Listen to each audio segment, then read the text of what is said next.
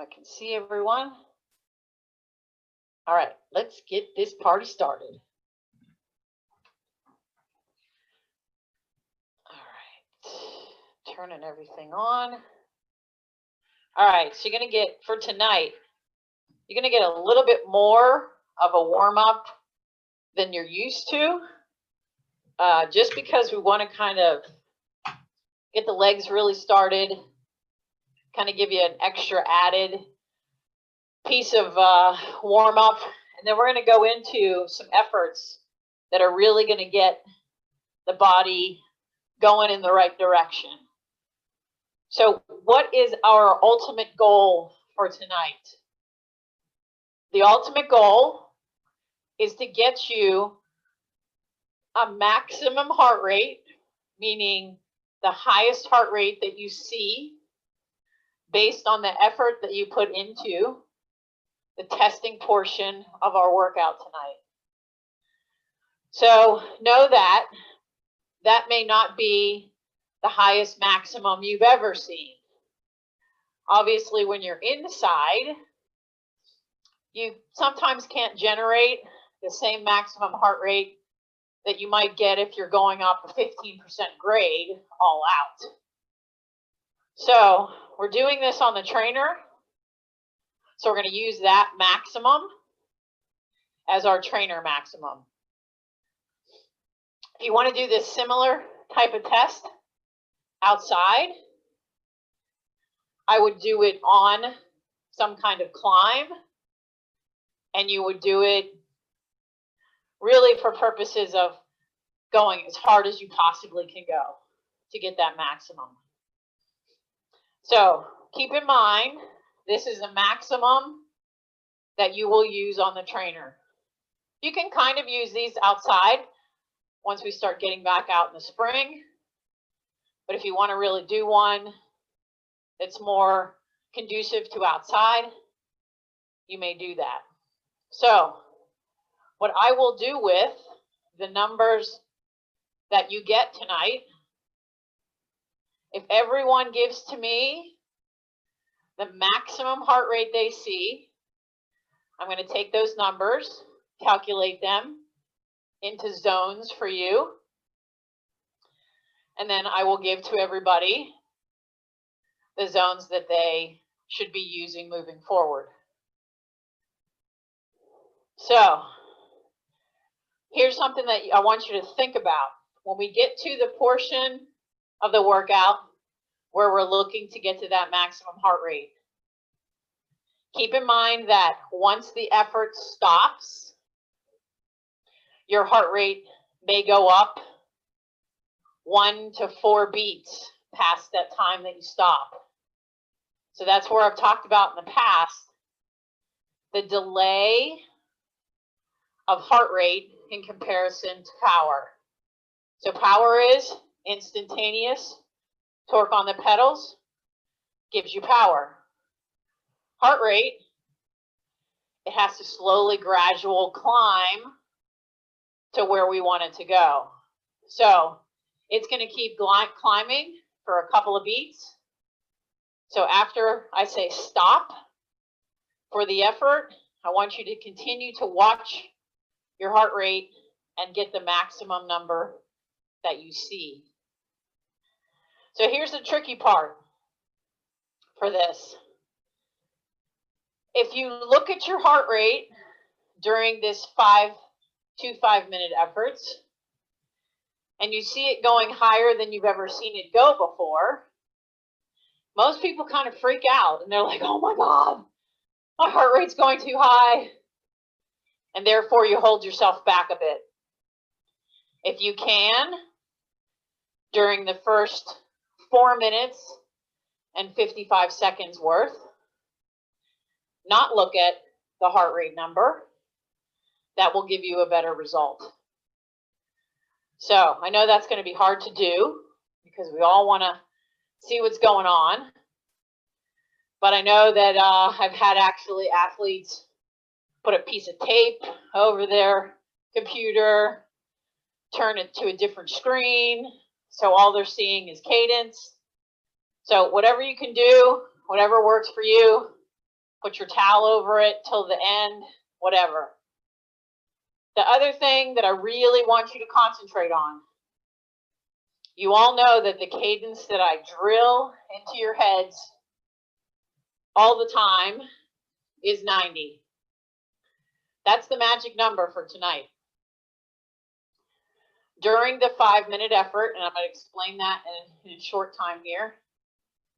During that 5-minute effort, 90 is your gauge, is your metric. So that's what I want you to think about through that 5-minute effort. Here's the tricky part. We're going to walk down the cassette each minute to a harder gear. But each minute, your goal, obviously, is to hold that 90 cadence. So that's what's going to get you to getting that heart rate up, because the gearing is going to get harder and the cadence is going to remain the same. So we do this 5-minute effort twice. Why?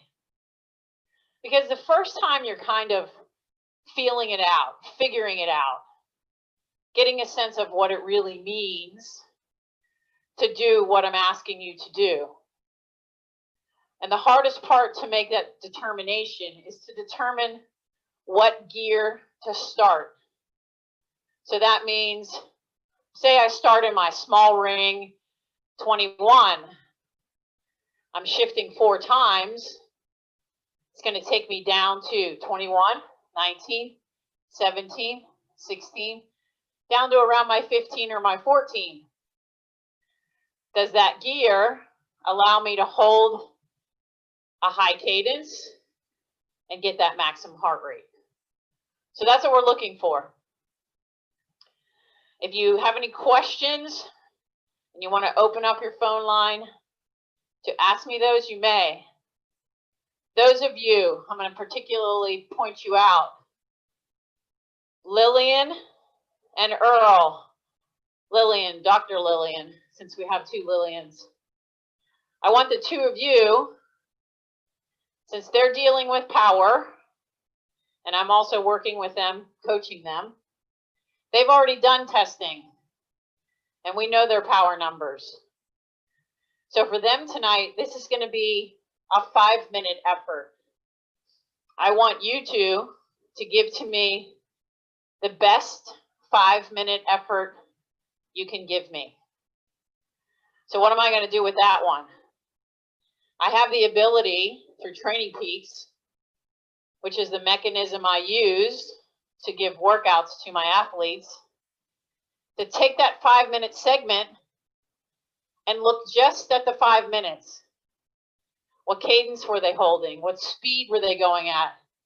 What power output were they getting? What heart rate were they holding? So they're going to get a little different of a test than you guys are getting with the maximum heart rate test. So once I get your maximum number, what's going to happen? I will take those and give to you 5 zones.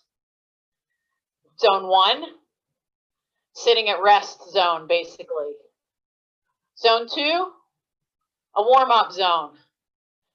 Zone 3, we know that's your fat burning zone and your endurance zone.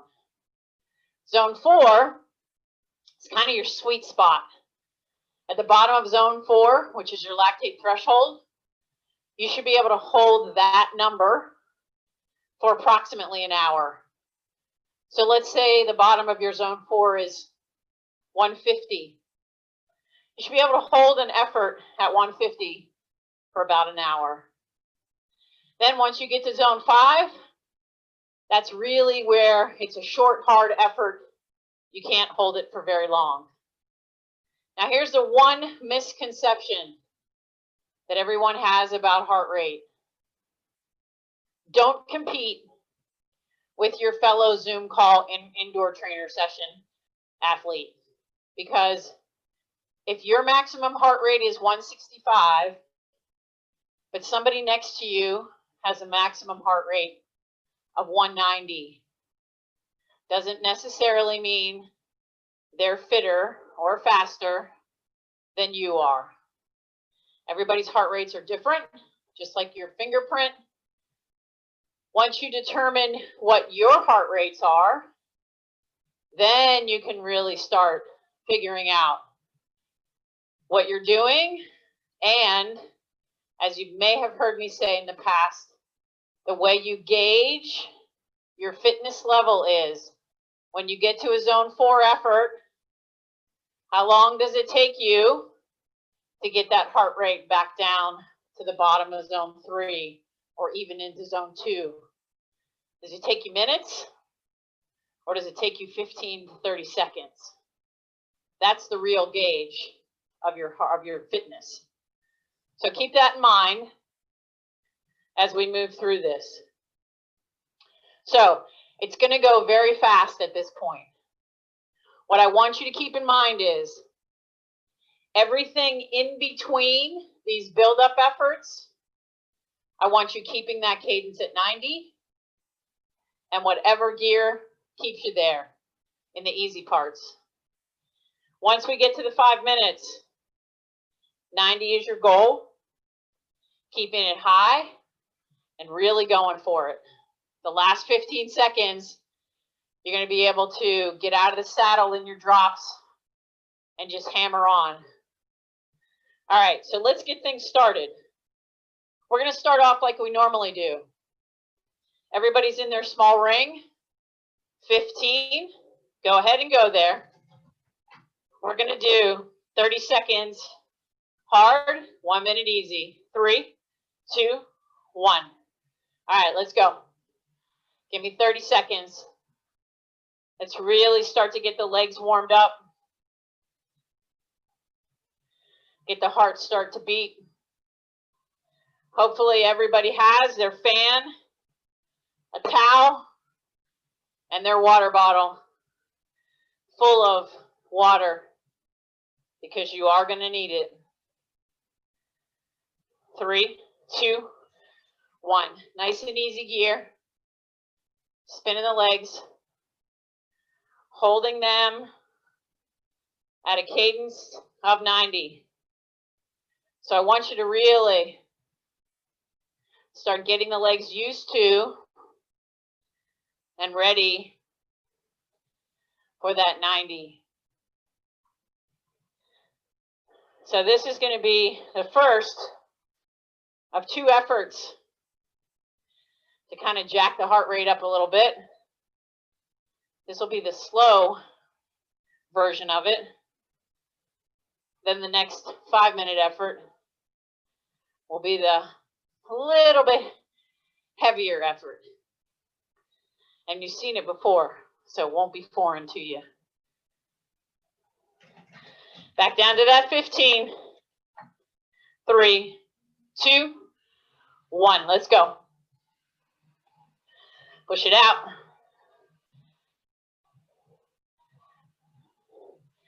Keep the cadence high. Start to feel the legs burning.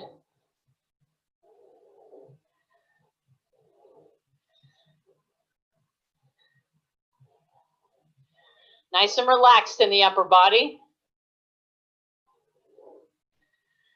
3, 2, 1. Nice and easy. Take a drink. We want to really keep the body hydrated beforehand. It's crazy to think that if you know cyclocross, for those of you that don't know, it's kind of like mountain biking / road biking. So you're on a bike similar to a gravel bike, and you're riding through grass, mud. You have run-ups, you have run-overs, might have some stairs. You actually carry the bike at times. Those athletes in those races are racing anywhere from 45 minutes to an hour without any water. Back down to your 15. 3, 2, 1. Let's go. 30 seconds hard.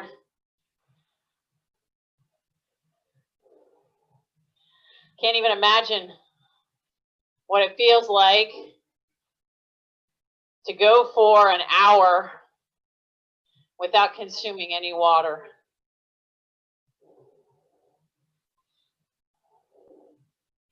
Three, two, one. Back to that easy gear. One more of these to do. So those athletes obviously have to train for that.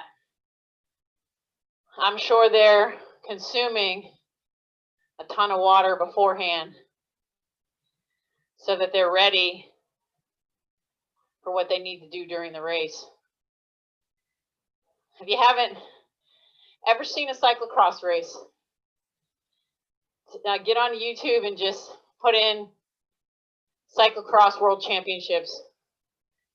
They're really fun to watch, especially the dirty ones, the ones that are like really muddy. They come out and their faces are just covered.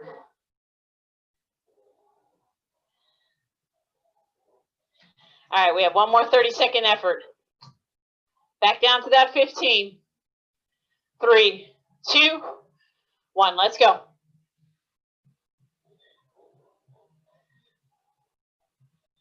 The legs should feel like they're nice and warm now. You might notice either power or cadence or speed being a little more stable. 3, 2, 1. Easy gear. Right to that 90. So here's where, in between, these easies in between are going to go pretty fast. It's only 1 minute. Then our next effort, it's 5 minutes long, 5 seconds standing, 5 seconds seated. Why are we doing this? We want to really start jacking the heart rate up. So pay attention to where you see it going to. I'm going to put you in a gear for that. You might want to definitely take a drink of water now.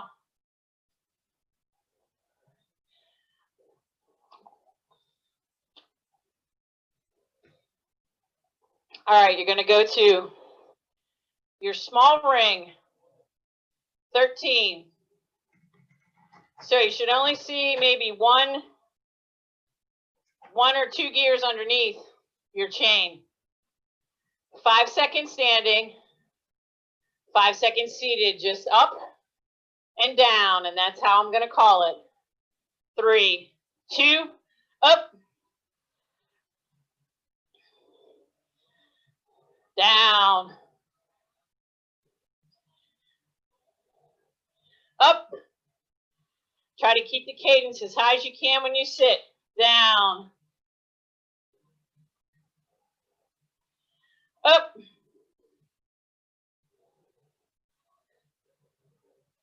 down, up, down, up,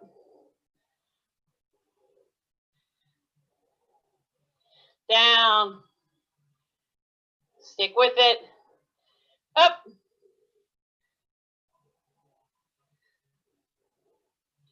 down. 1 minute down. Up,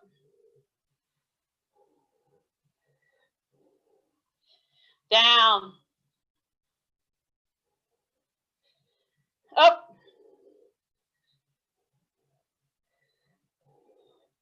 down, up,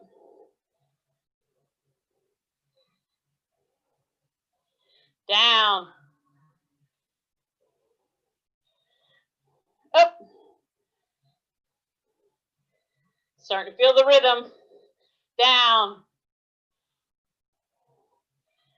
up,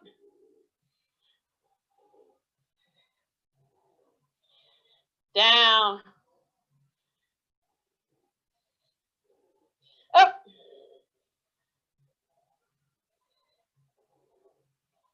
down, 2 minutes down, up, down, up, down, up,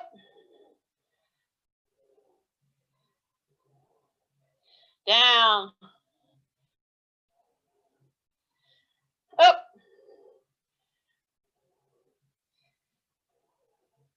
down,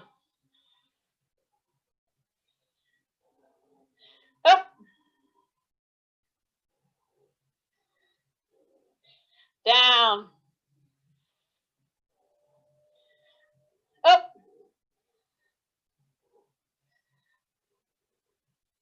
down, 3 minutes down, up, down, up, down, up,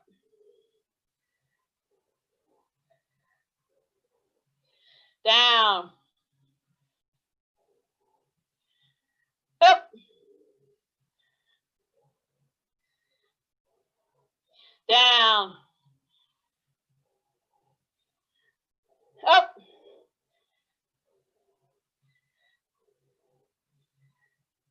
down, up,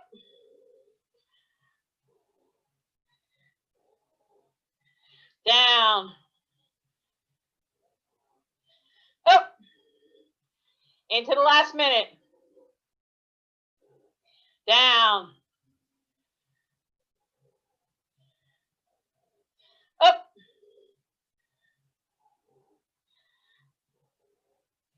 down,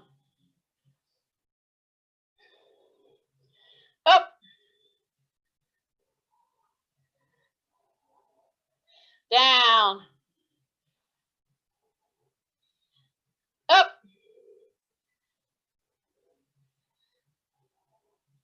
down, up,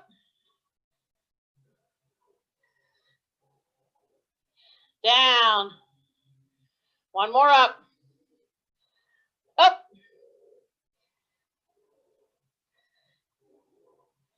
down, easy gear, 1 minute, take a drink, keep that cadence at 90. We want to keep the heart rate up. Look at where you are in terms of your heart rate.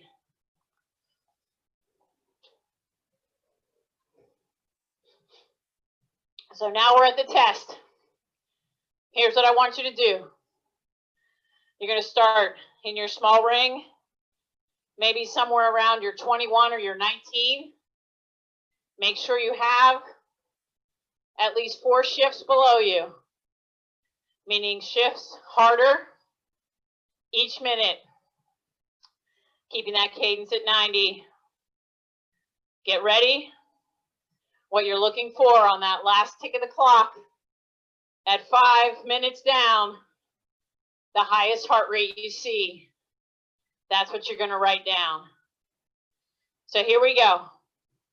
Find your gear. If you're at the top and you have a 28, 28, 25, 23, 21, or the 19 is the next gear. Find that 90 cadence. If you're holding higher than 90 now, you may do that. 3, 2, 1. Let's go. First minute. Keep it there. If your cadence is at 100, that's fine. Just want to keep the cadence high, because that's what we know, right? When our cadence is high, the heart rate goes up. So that's why we want to try to keep that high cadence through this 5 minutes. Control your breathing. Be relaxed in your upper body, but strong in your abs, so your hips are in the right place to get a good pedal stroke.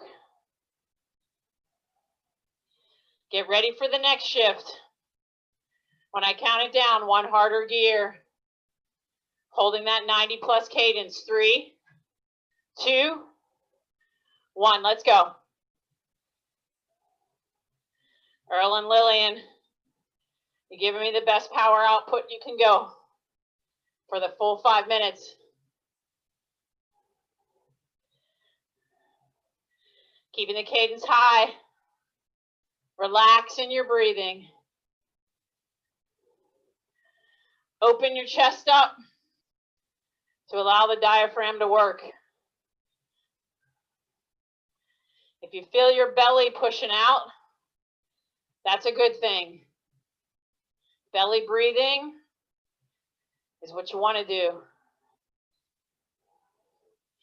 We're coming up to 2 minutes. You're going to make another shift, holding a high cadence.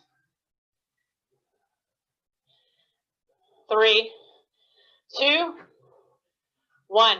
Keep it going. Now it's going to get a little harder.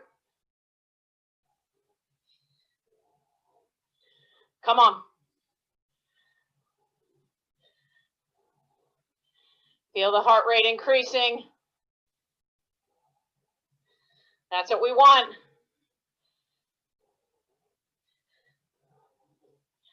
Effort's getting harder. Duration's getting longer.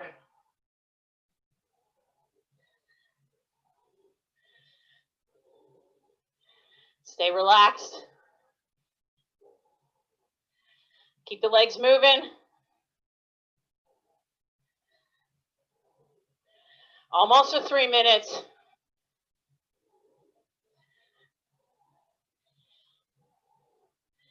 Another shift down. 3, 2, 1. Into the third. Well, you'll be at the 4th minute after this. Come on now. This is when things start to jack up.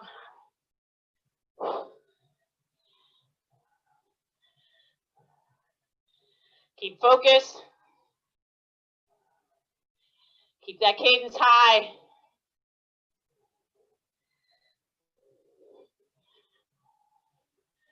Allow yourself to breathe out of your mouth. Comfortable breathing.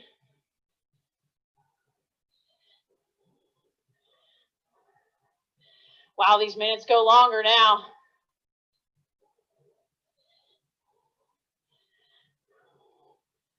Three, 2, last shift. Come on. Hold on to it. Cadence may drop a bit. That's okay. Just make it the highest cadence possible.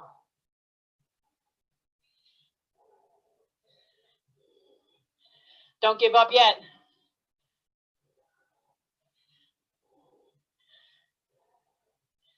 Only 30 seconds to go. With 15 left, down in your drops when I tell you. Out of the saddle, going for it. 3, 2, go for it. Come on. Last 15 seconds. As hard as you can go. 3, 2, sit back down. Look at your heart rate. Get the highest number you see.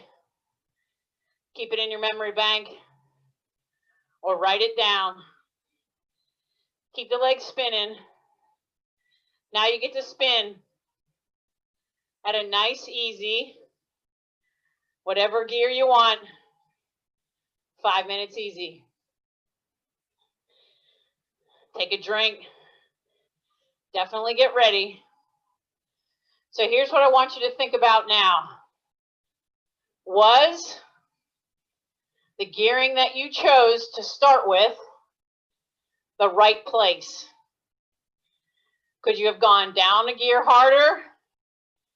Maybe in your big ring? Here's the thing I don't want you to have happen if you go into your big ring. I don't want you getting to those last 2 minutes and your cadence being at 50. That high cadence is key to the success of this test.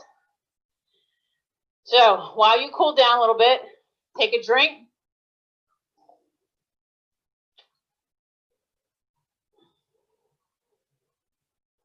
Towel off. Allow yourself to recover. Now is when you can really look at the recovery heart rate. You know what your maximum got to. So pay attention to where it's going now as you're recovering. You can put your cadence down to 80, even 70 if you feel like you need that. We really want to recover here so that you're feeling like when you start the next 5 minutes that you're in a place where you've recovered sufficiently. So back to the gearing for this next 5-minute effort. If you feel like you had it right, then use those same gears. If you feel like you got to the bottom and you wish you had maybe 1 gear harder, then start 1 gear harder. If you started in your 21, maybe start in your small ring 19 this time. So here's the difference. I have a 50-39, 53-39 on my front chain rings. You might have a 50-34. So as a result, that small ring might not be sufficient. If you go to your big ring, you may want to start higher on the cassette, meaning start in your 25 or your 23. So this is the experimental process of this. Finding the right gears to give you the right output. Highest heart rate is what we're looking for. Typically what happens the second time, because you've done it once, you get a little better of an output. And if for some reason your fitness isn't so great, you might not be able to get that heart rate up. Or here's another thing that might be happening. There may be 1 person or 2 that this is happening to. You don't feel like your heart rate is going anywhere. So that literally is telling you, your heart is saying, no way, sister, I'm too tired today. I'm not going to work for you. You've been working me too hard. Hopefully that's not the case. Hopefully everybody had a good lead up to today. Maybe you had a hard day at work. Maybe you didn't eat right. Maybe you didn't get in your hydration. All those things play into where your heart rate can go. All right, so we have 1 more minute of recovery. Then we're going to do that all over again. And this time, you might get the same max. This time, you might get a higher max. Or you may get a lower max. Do your best effort. We're going to take the best number of the 2, the highest maximum of these 2 5-minute efforts. So think about that gear. You have 30 seconds till we start.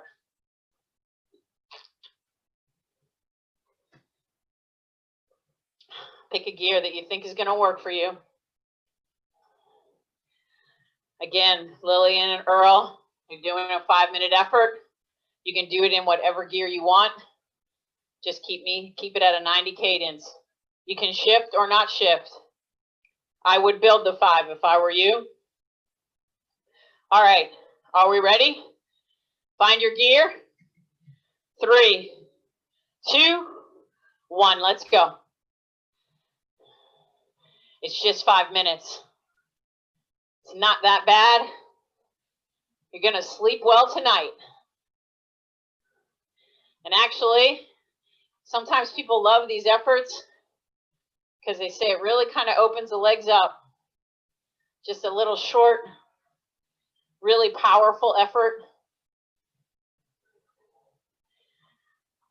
So again, you should be at 90 or above at whatever gear you've selected to start at. The reason we're shifting, we want to continuously make it harder so the heart can slowly get up to that maximum. If for any reason, anyone's feeling lightheaded or not too great, then please stop the effort. 3, 2, 1, shifting down into number 2 minute. Cadences are high. Good solid output effort.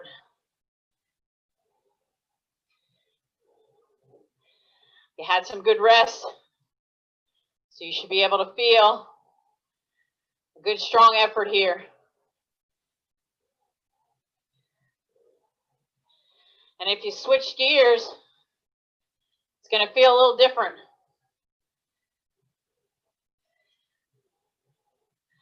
That's a good thing. Hopefully you have your music jamming. I know when I do this in the bike shops, I always have a good playlist going. 3, 2, shifting again. A harder gear, keeping the cadence high.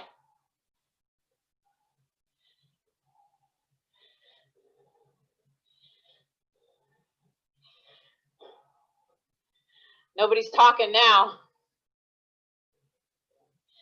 That's the gauge. When you can't talk, you're getting to those higher heart rates.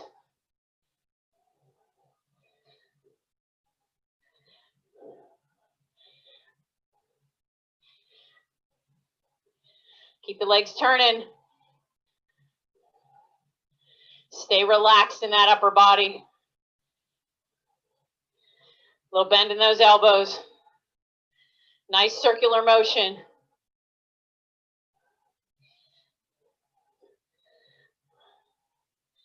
About to finish the 3rd minute. 3, 2, shifting again. 2 minutes to go. Stick with it. Starting to see the end of this one.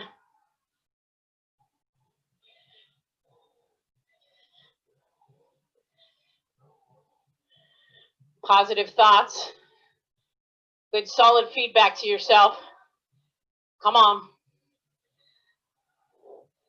Stay strong. Stay light.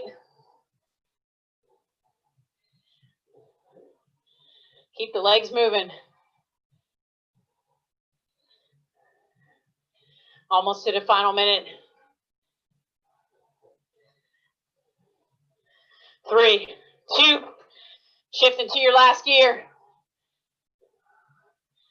Come on now. See, you guys are pushing hard.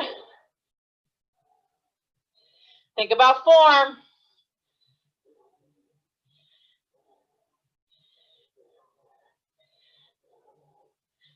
Almost there.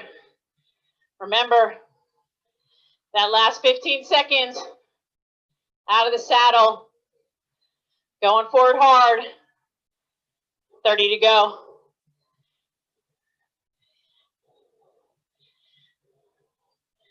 Almost there. In your drops if you want. 3, 2, out of the saddle. Come on. 10 to go. 5, 3, 2, 1. Don't forget to keep looking. Find the highest number. Keep the legs moving. Come on now. Woo! Good job. Keep the legs spinning. You don't want to stop the legs. Take a drink. Towel off. Write down that second number.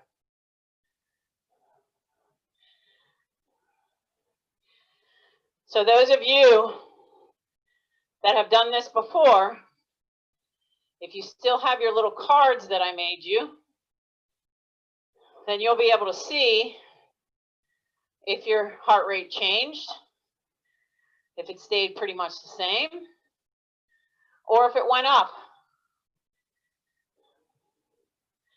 No matter what it did, you're now going to use your new numbers.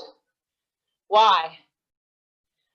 Because, first of all, we've all aged since the last time. Not to bring that up as the number one point. But as we age, our fitness level changes. And our heart rate may also change. Typically, though, if you're somebody who has been exercising for a long time, and you're still exercising and never really stopped, then those numbers should be pretty close. They may be off by a couple of beats, but for the most part, it should be pretty similar. Also, fitness levels change. And for most of you, you've been doing a lot of indoor stuff. So you've been getting in some great workouts that are really going to help the heart rate to be more efficient and to work. So here's what I want everybody to do with those numbers. You're going to give to me at the end, after we get off from a little bit of a cool down. If you don't want to give me the number in front of everyone, let's do it this way. Everyone that wants zones, you will email me at doublestarcoaching@gmail.com. Your two maximum numbers. I want to see both numbers. Then from those two numbers, I will calculate your zones and email you back what those zones are. So what I'm going to recommend that you do with those zones. So when I email them back to you, I'm going to put them in a format where zone 1 is first with the numbers next to it. Zone 2, zone 3, zone 4, zone 5. If you want to print that portion out, take it, cut it out, put packing tape on both sides of it so it's like laminated. You can take that little card and attach it to your top tube or your stem so that you have it visual of what those numbers are, so that when you do a workout and I say, I want you in the bottom of zone 4, you can see those numbers. Now, anybody that has a Garmin or a Wahoo or any kind of watch apparatus, you may add those numbers into your heart rate data. In those data screens, I would make heart rate one of your data screens. And here's 2 ways that you can have that information show on your computer. It can show as a heart rate number. So let's say your zone 3 is 125 to 138. It's going to show you those numbers when you're in that zone. If you want to kind of do it in a way that I think is really nice, you don't have to know the number, but it's good when I say top or bottom of the zone. If you say list the zone by zone, it will then do zone 1 is 1.0 to 1.9. So then when you know you want to be at the top of zone 1, you want to be between 1.8 and 1.9. So make a determination which way you'd like to see those zones, put them in your computer, make a data screen that says heart rate. So typically this is what I'd like to see on a data screen specifically for the trainer. You should have cadence, time, and now heart rate. Those three things, or power, depending on what you're using. If you're using power, you don't need to see heart rate because power outrules heart rate. So you only need, my screens are power, cadence, and time. And that's my screen that I use on my indoor trainer. So the same will go for you. Use those three data fields on one screen so that you can see that information moving forward. All right, so we're almost finished. I want you guys to just spin the legs out even more. So believe it or not, even though you only did 10 minutes worth of really super hard effort, the body, it's going to feel this. You're going to feel tired from it. That's okay. So your key to recovery to this is tomorrow, a good hydration day, so you can set the body back in place. And then for Thursday's workout, I'm going to make it something where we can play around a little bit with those heart rates, but we can also get a little bit of snap in the legs and make it be a fun workout. So tonight will be a little bit maybe shorter, maybe not so, 55 minutes, I guess. We'll go 2 more minutes. I don't know if anybody had to actually use their wrist count to get their maximum. It looked as if everybody had the appropriate heart rate data that they needed. And whatever feedback you want to give me is great. The nice part for me is now I have a video mechanism to share with people who are interested in doing heart rate themselves. It's always hard to motivate yourself to do a heart rate test alone. So by having something to guide you through the process always helps. And of course, it's a little different than what we're used to when we're in the bike shops and everybody's breathing heavy and crying and having all the misery of a heart rate test. But in the end, everybody's like, wow, that was awesome. So I hope you're feeling that way, that this was a good experience. Plus, it also shows you that you can push yourself further than maybe you thought you could. Sometimes it's hard to push ourselves to those places that we're uncomfortable. So there's a guy named David Goggins. I don't know if any of you know him. He's a Marine guy who, he's just insane. He says you need to get uncomfortable with being uncomfortable. So that's what a test like today does. It's get you in those uncomfortable places, because that does happen when we're out on the road. Somebody might get a little spirited, jump up the road, and you want to go chase them. So you will have to get uncomfortable to catch them. All right, I'm going to give myself a stop my watches, turn off the fan, and open up the phone lines to see what kind of comments you guys have for today. Fantastic job, everybody. Congratulations on completing your heart rate test. Woo!